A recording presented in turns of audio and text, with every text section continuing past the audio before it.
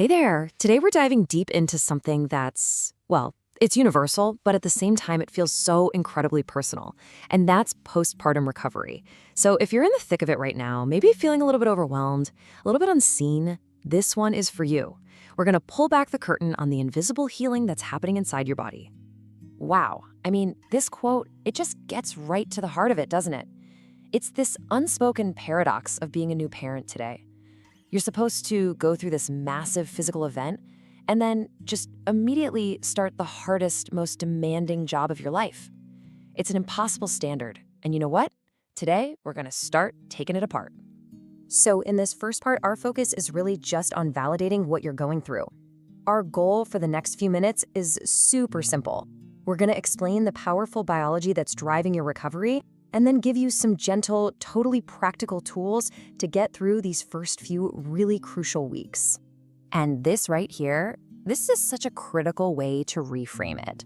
You know, society loves to talk about childbirth with all these soft, glowing words.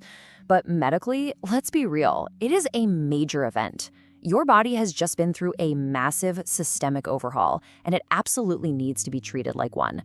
The healing isn't just a side note, it's the main event. Okay, so let's get into the why of it all. Why do you feel so depleted?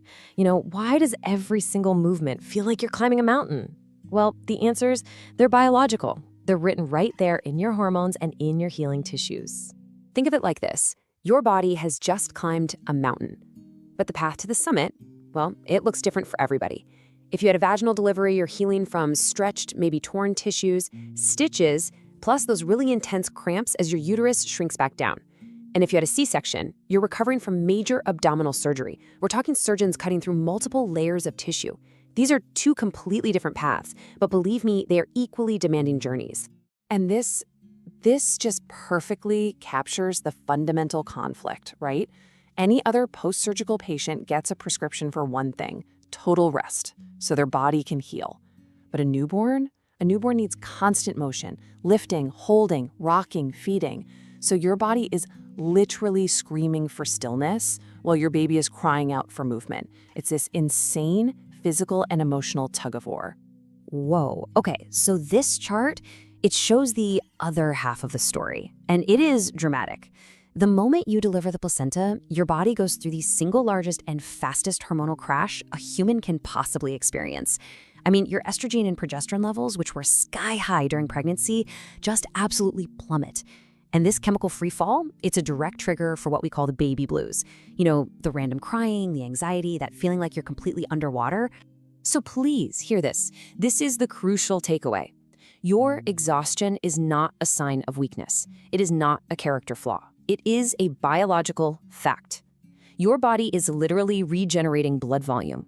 Your entire cardiovascular system is shifting huge amounts of fluid around. And you're doing all this on severely broken sleep, which is the only tool the body has to repair itself. So of course you're tired. You're tired because you are healing.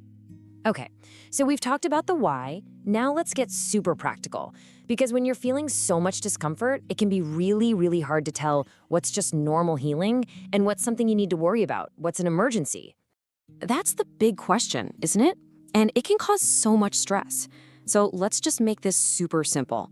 We're going to go through a clear, no-nonsense checklist of red flags.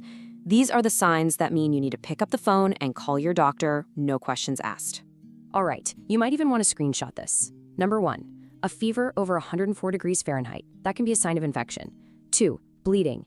If you were soaking through a heavy maternity pad in an hour or passing clots bigger than a golf ball, that's an immediate call. 3, for C-section moms, look at your incision. Any spreading redness, warmth, or any kind of oozing, call your doctor. And last, number 4, never ever ignore severe headaches or any kind of blurry vision. Those can be signs of postpartum preeclampsia. Okay, now for the good stuff, the empowering part. Look, you can't hit pause on your baby's needs, right? But what you can do is change how you navigate everything. So let's build a practical little roadmap to make your recovery just a little bit smoother, a little less painful. Here are 3 simple things that are absolute game changers. First up, the log roll. Instead of sitting straight up, which kills your core, roll completely onto your side first, and then use your arms to push yourself up. Seriously, try it. Second, the recovery station. Basically, build yourself a nest. Wherever you're spending most of your time, have your water, snacks, meds, phone charger, everything within arm's reach. No unnecessary getting up. And third, the pain schedule. This one's huge. Stay ahead of the pain. Take your meds on a set schedule, not when you're already miserable. It makes a world of difference. And all of this leads to maybe the most important tool of all, this idea of radical rest. You know, in so many other cultures, new mothers literally don't leave their bed for weeks. We need to borrow that mindset. Your only job right now is to heal your body, to eat, and to feed your baby. Full stop. The laundry can wait. The dishes do not matter. Your job is to protect your healing. So let's start to wrap up with this really powerful thought. Your body has just performed an actual miracle, and now it needs grace. It requires you to give it time and just immense patience as it rebuilds itself. You are not weak because you need to rest. You are human because you need to heal. So I want to leave you with just one question to think about today. Look at that to-do list, whether it's written down or it's just buzzing around in your head. What is just one single thing on that list that you can let go of right now?